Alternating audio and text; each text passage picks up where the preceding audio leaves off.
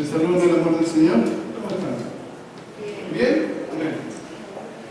Bueno, durante este mes, el pastor Joshua nos ha presentado un gran desafío de leer, estudiar, analizar, aplicar los 4 evangelios. Y la semana que se está yendo, seguido, teníamos el compromiso de leer el libro de Mateo. No sé si lo han podido hacer. La idea es que durante estas 4 semanas podamos estar leyendo los 4 evangelios, podamos estar predicando de ellos, podamos estar haciendo una introducción acerca de los evangelios. En los grupos de crecimiento vamos a estar hablando de los evangelios. De manera que a fin de mes toda la congregación pueda haber leído los 4 evangelios. Ese es el desafío. Y yo los animo a que podamos hacerlo. Hoy día nos corresponde hacer una introducción y predicar acerca del Evangelio de Marcos. Y quiero animarlos porque es el Evangelio más corto de los 4. Así que si no he podido leer todo Mateo, ahora esta semana voy a poder leer el resto de Mateo y Marcos. Vamos a orar al Señor primero. Bendito Padre Celestial, te alabamos en esta hora. Señor, te damos gracias por la vida, por la salud, por ser nuestro papito, nuestro Abba Padre. Señor, en esta hora nos ponemos delante de ti para entregar esta palabra. Señor, ayúdame a exponer lo que está escrito en estos evangelios. Señor, y que esta palabra pueda penetrar en lo más profundo de nuestro ser. Señor, que a través de ella podamos ver que tu brazo no se ha cortado, que tú eres el Dios Todopoderoso, ayer, hoy y siempre. Y que tú tienes misericordia para con nosotros. Señor, abre nuestro entendimiento y ayúdanos a poner por obra esta tu palabra. En el nombre de Cristo Jesús. Amén.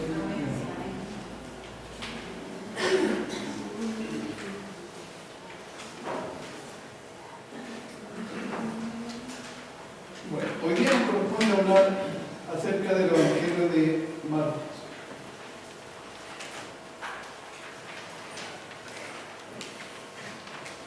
El autor de este Evangelio también es conocido como Juan Marcos. Si bien es cierto, Juan Marcos no fue uno de los apóstoles del Señor Jesucristo, él fue un estrecho colaborador y un discípulo del apóstol Pedro. Pedro en varias ocasiones lo llamó mi hijo. Y Juan Marcos era sobrino de Bernabé. Y junto al apóstol Pablo y a Bernabé participó en el primer viaje misionero que ellos hicieron a Chipre. Marcos, como les decía al comienzo, es el más corto de los evangelios. Tiene 16 capítulos, pero no por ellos el menos importante. Fue escrito entre los años 65 y 70 después de Cristo. Se cree que poco después de la muerte del apóstol Pedro. Si Mateo escribió preferentemente para los judíos, Marcos lo hace principalmente para los romanos, para el pueblo gentil. Se cree que este evangelio fue escrito en Roma, pero en el idioma griego, el idioma que era común en ese tiempo a todas las culturas. contiene 18 milagros, de los cuales 2 no se encuentran en ninguno de los otros evangelios. Y contiene solamente 4 parábolas, de las cuales una no se encuentra en los otros evangelios. Puesto que Marcos le escribe preferentemente a los romanos, él no hace mención de la genealogía del Señor Jesús ni de su niñez. Los romanos estaban seguramente más interesados en el poder del Señor Jesús que en su genealogía. Este evangelio tiene la característica de estar lleno de elementos que faltan en los otros, detalles sabrosos que los otros faltan, y le dan una fuerza especial al relato. No se detiene tanto como los otros evangelios en los discursos del Señor Jesús, sino que se centra más bien en los milagros que él realizó.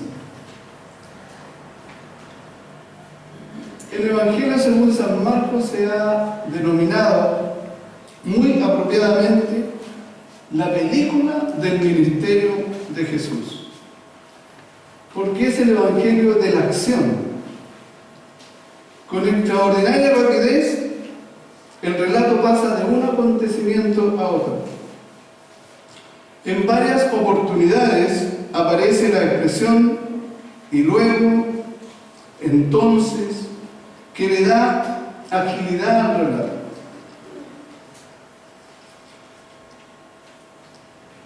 Este libro contiene una potente historia de la redención cumplida a través de la obra expiatoria de Cristo.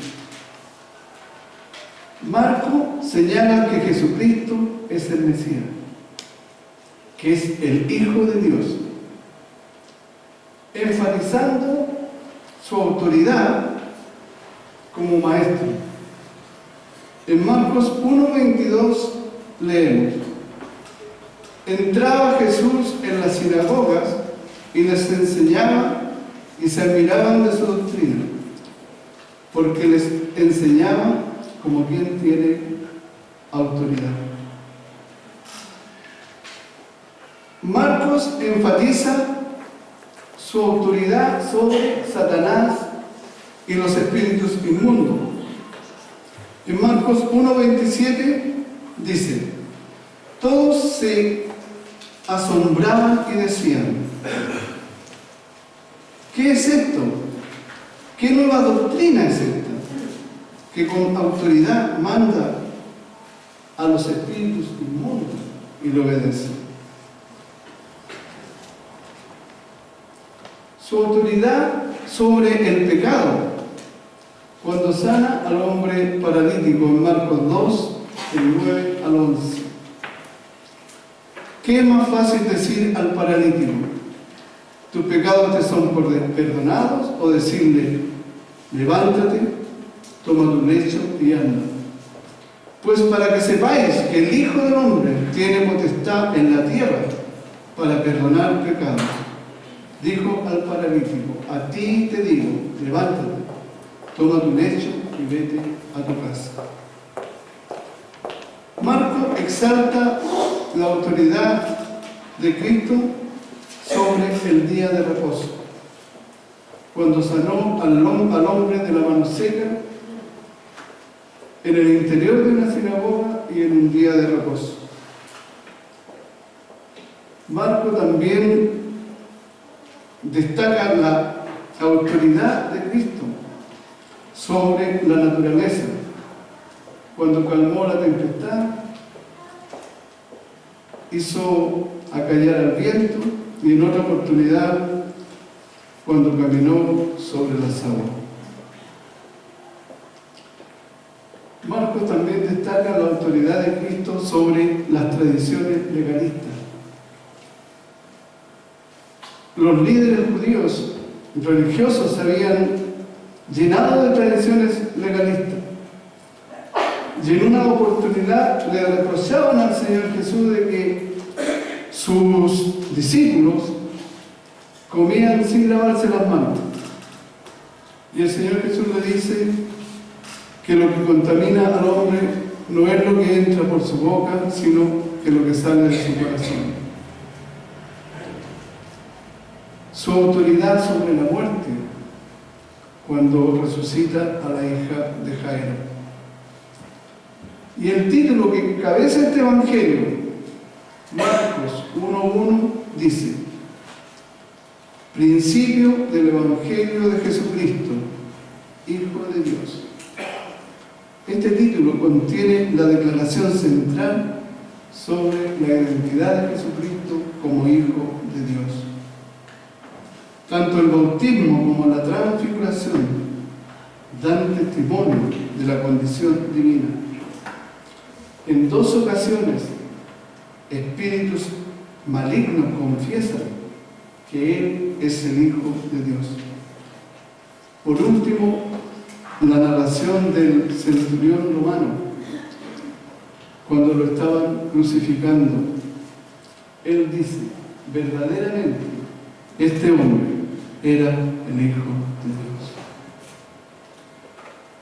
Este Evangelio fue escrito en un contexto de una iglesia perseguida y viviendo constantemente bajo amenaza de muerte. Nerón, el emperador romano, había ordenado quemar la ciudad de Roma y había culpado de aquello a los cristianos. Claramente, el autor de este Evangelio desea que sus lectores saquen fuerza de la vida y del ejemplo de Jesús. Lo que fue cierto para Jesús debe serlo también cierto para sus seguidores, para sus apóstoles, para sus discípulos de todas las épocas. En el corazón del Evangelio está el claro pronunciamiento de nuestro Señor Jesucristo. Marcos 8:31. Le era necesario al Hijo del Hombre padecer mucho y ser desechado por los ancianos, por los principales sacerdotes y por los escribas, y ser muerto y resucitar después de 3 días. Este pronunciamiento de muerte y sufrimiento se convierte en una norma del discípulo consagrado. Marcos 8, 34, 35 dice: si alguno quiere venir en pos de mí, niéguese a sí mismo y tome su cruz y sígame. El Evangelio de Marcos enseña que la vida del discípulo significa seguir a Jesús por la misma senda en que Él transitó.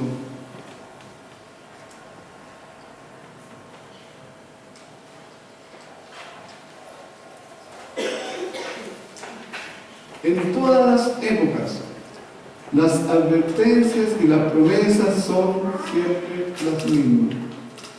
Si alguno quiere venir en pos de mí, niéguese a sí mismo, tome su cruz y sígame.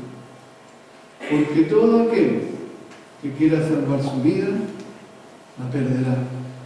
Y todo el que pierda su vida por causa de mí y por causa del Evangelio, la salvará. Marcos también presenta a Jesucristo como el siervo de Jehová. Primeramente como el siervo vencedor, luego como el siervo sufriente y finalmente el siervo triunfante en su resurrección.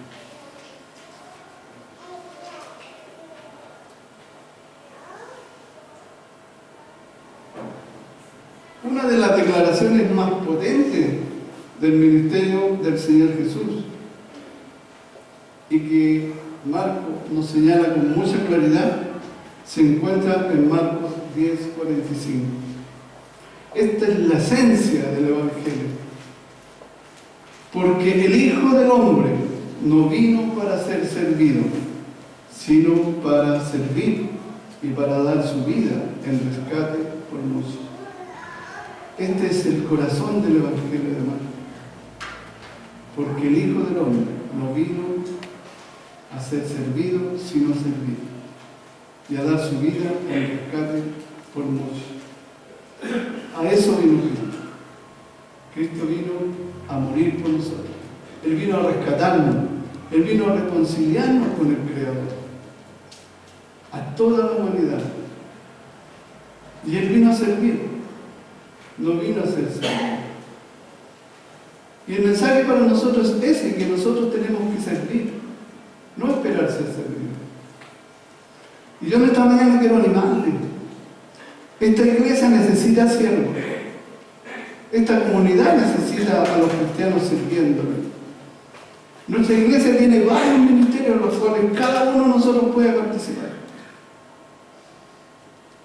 Está el ministerio de alabanza, está el ministerio de diácono, el ministerio de servicio a la comunidad, está el ministerio de damas, el ministerio de jóvenes, la escuela dominical para niños, está el ministerio de misiones. Ahora formamos un grupo de varones donde también podemos hacer muchas cosas los varones, pero tenemos que involucrarnos, tenemos que servir. Ese es el ejemplo del Señor Jesús, servir. Ahora, una de las maneras que el Señor Jesús servía era haciendo milagros. Él mostraba su misericordia, Él mostraba su amor a través de los milagros. Y aquí en Marcos 5, 21, 43, que el pastor Philly leía, encontramos la historia de la hija de Jairo y esa mujer que tocó el manto para ser sanada. Vamos a ir viendo algunos versículos de estas dos historias que se entrelazan y que tienen una sabrosa similitud que luego lo vamos a ver.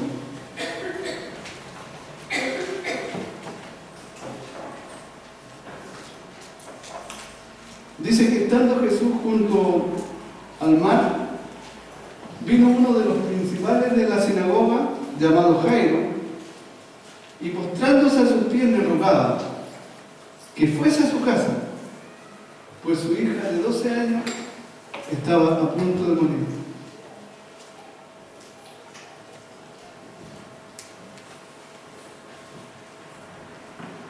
Uno de los principales jefes de la sinagoga estaba allí, postrado a los pies de Cristo, rogándole que fuera a salvar a su hija, que se moría. Ese hombre quizás le tenía a su cabecera los mejores médicos, las mejores enfermeras, los mejores adelantos de la medicina de sangre. Pero va donde el maestro a pedirle que vaya y sane a su hija. Note la solicitud de este padre desesperado: Señor, ven y pon las manos sobre ella para que sea salva y vivirá. Jairo ya no confiaba en los médicos terrenales. Había puesto su fe en el médico de los médicos, en el médico celestial, en el Jesús de los milagros. El versículo 24 dice que Jesús fue con él y le seguía una gran multitud y le apretaban. Cuando buscamos su compañía, Él camina con nosotros. Está siempre dispuesto a acompañarnos. Cristo está siempre dispuesto a acompañarnos. Somos nosotros los que muchas veces no lo buscamos.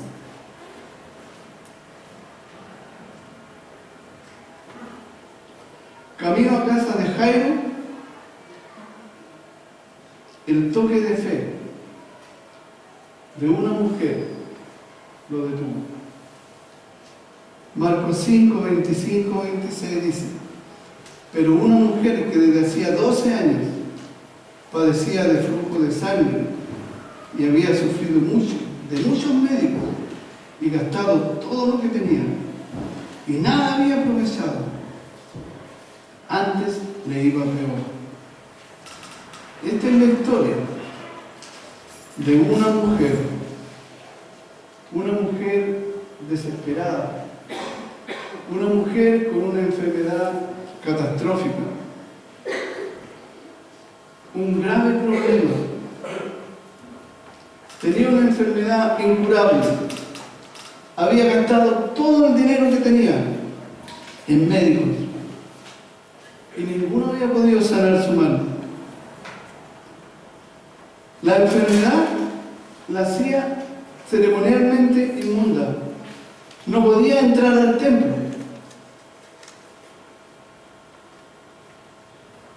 no podía relacionarse con la gente.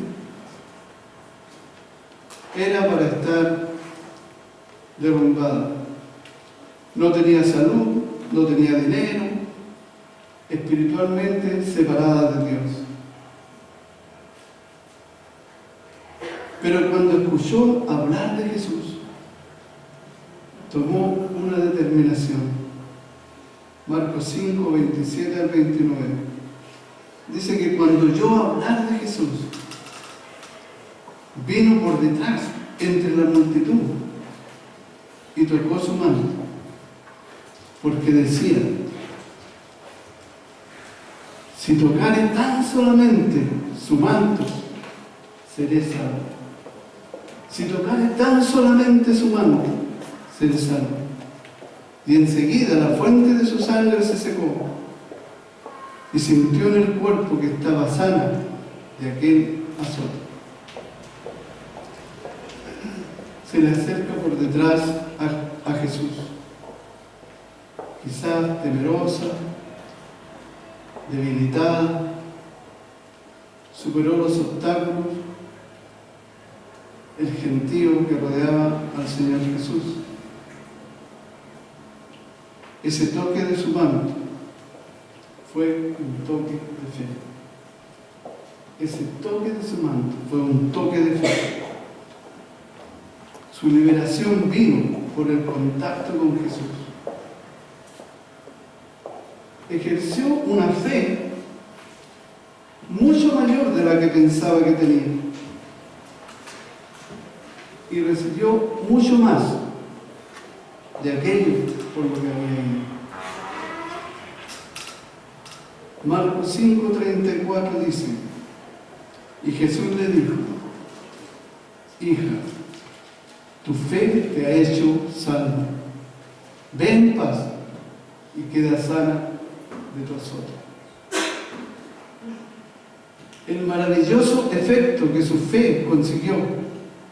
Su enfermedad fue sanada. Su relación con Dios fue restaurada. Y el Señor le dijo: hija, ve en paz. Hija, ve en paz. Recobró la paz en su vida. Pero no nos olvidemos de la hija de Jairo. Versículos 35 al 43. Dice que mientras él aún hablaba, vinieron de la casa del principal de la sinagoga diciendo: tu hija ha muerto.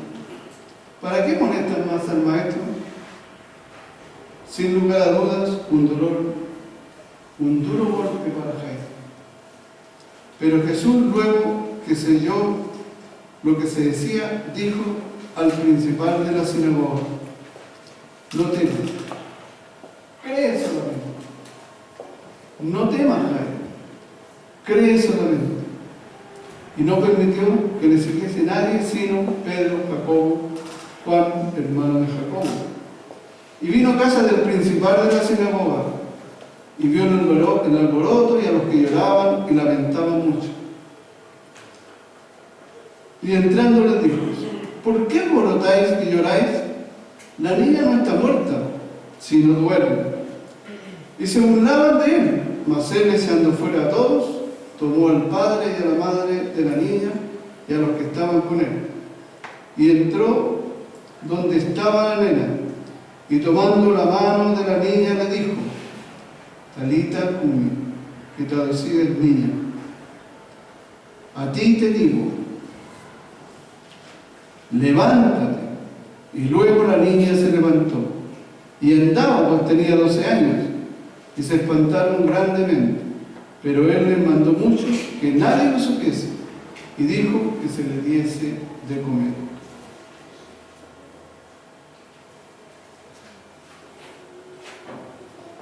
¿Qué podemos aprender de este segundo milagro?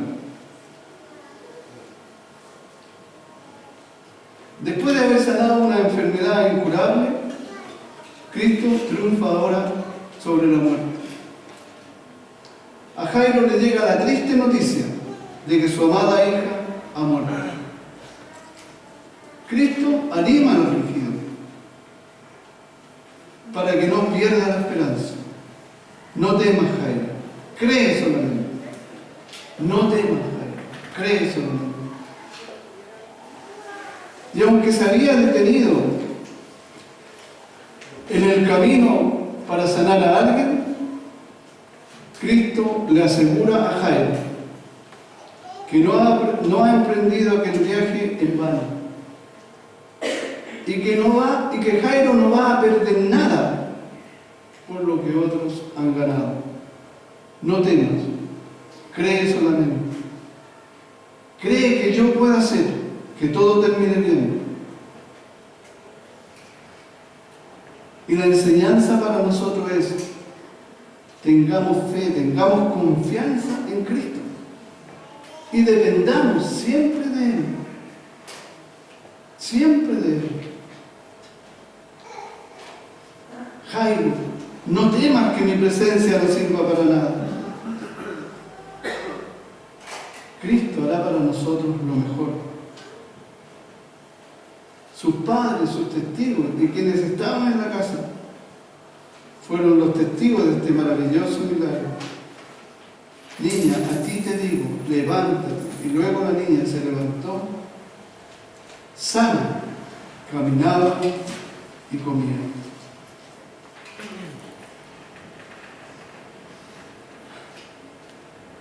Cristo la resucitó mediante el poder de su palabra. La palabra de Dios tiene poder. Por eso debemos leerla, debemos escudriñarla, debemos buscarla, debemos hacerla nuestra, porque la palabra de Dios tiene poder. Estos dos milagros nos animan a ser intrépidos en la fe, a no dejarnos amedrentar por las circunstancias y a no dejarnos desalentar por otros. En Marcos 9:23, el Señor Jesús dice: si puedes creer, al que cree, todo le es posible. Si puedes creer, al que cree, todo le es posible. Y en Efesios 2, 8 y 9 dice que todo es por la gracia de Dios. Nada es porque nosotros lo merezcamos. Si bien es cierto, Él nos anima a tener fe, y la fe puede mover montañas, todo es por la gracia de Dios.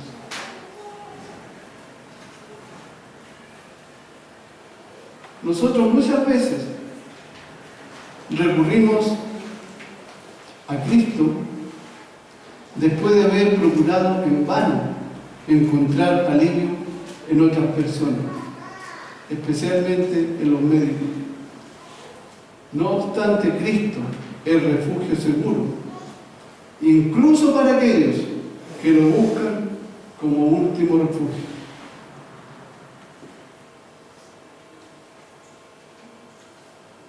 Al concluir, quisiera dejarles una grata similitud. La infortunada hija del principal de la sinagoga era como de 12 años. La infortunada enferma padecía de flujo de sangre por 12 años. Una era una niña, la otra era una mujer. Una enfermó de muerte a los 12 años. La otra estuvo enferma los 12 años. Una agonizaba, la otra padecía mucho. Una sufría sola, la otra hacía sufrir a sus padres. Jesús llega a ambas 12 años después. A una la resucitó a la vida, la otra fue sanada para que viviera. Una trajo felicidad a sus padres, la otra alcanzó su propia felicidad. En Cristo hay gozo, en Cristo hay paz, en Cristo hay felicidad. Quiero terminar con una pequeña historia. Un ingeniero jubilado escribió: enfrente de mi casa hay un jardín con robles que tienen más de 100 años.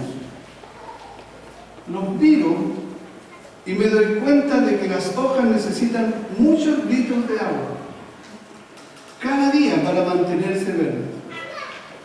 Sé que ninguna bomba inventada por el hombre podría impulsar esa cantidad de agua a través de los densos troncos de madera de esos árboles. Sin embargo, Dios permite que sus raíces ejerzan una presión muy fuerte de 200 kilogramos por centímetro cuadrado, solo para impulsar el agua hasta las hojas, sin tener en cuenta la resistencia de la madera. Este es otro de los milagros de Dios que suceden cada día sin que nadie se dé cuenta.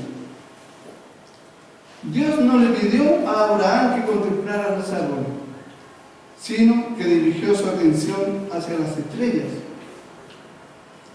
Mientras él contemplaba el gran número de las estrellas, le dijo: así será tu descendencia. Creo que fue más que una promesa de gran número. Implica que si Dios podía crear y mantener todas aquellas estrellas, no tendría problemas en cumplir la promesa que le hizo a Abraham de que tendría un hijo en su vejez. Y Abraham se dio cuenta de eso, porque leemos en Génesis 15:6 que Abraham creyó a Jehová. Abraham creyó a Jehová.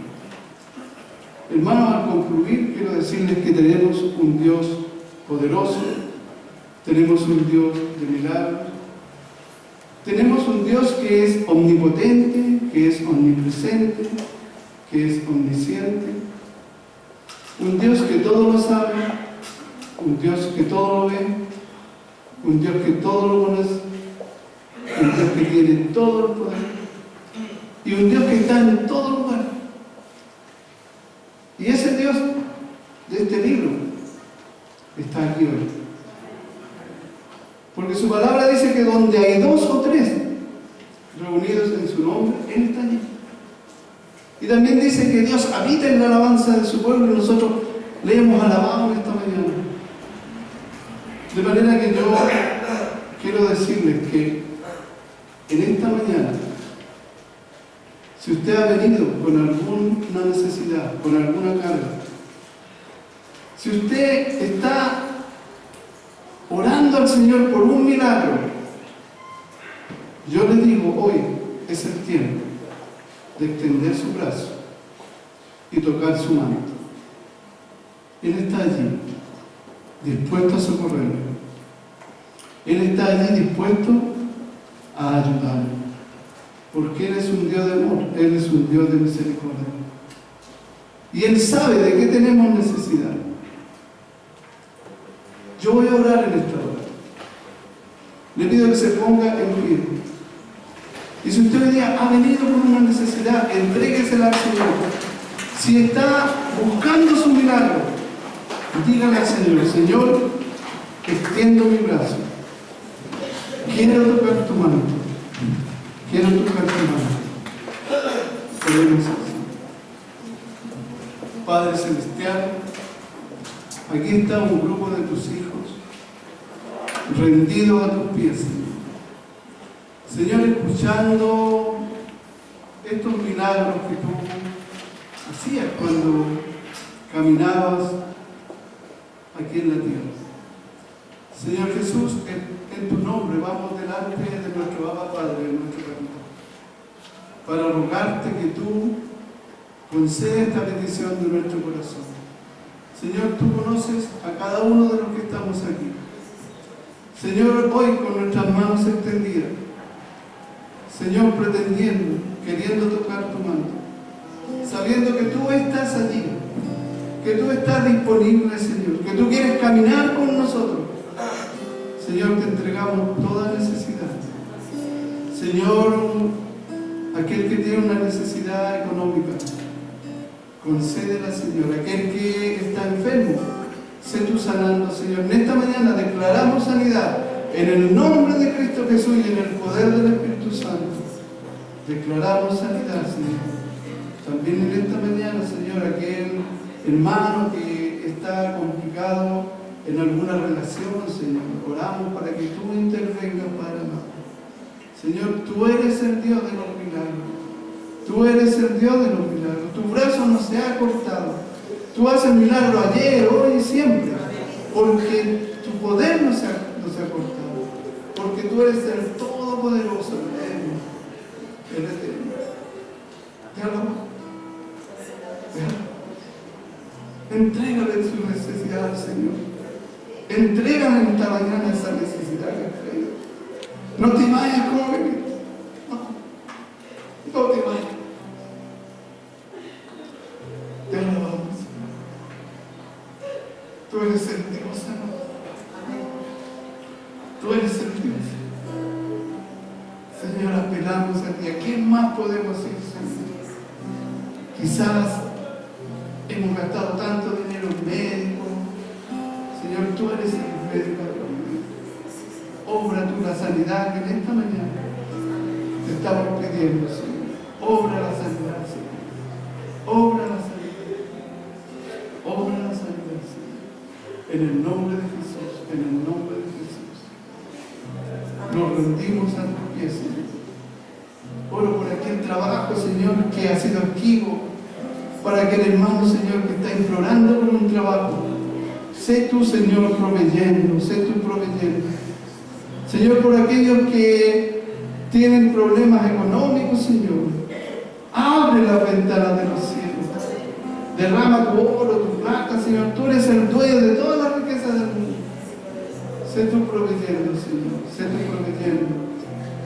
Señor, sé tú proveyendo el pan de cada día, Señor. El pan de cada día. Padre nuestro que estás en los cielos, te alabamos este día, te bendecimos, te damos toda la honra y la gloria a ti. En el nombre de Jesús y en el poder del Espíritu Santo. Amén. Amén. Que el Señor les bendiga.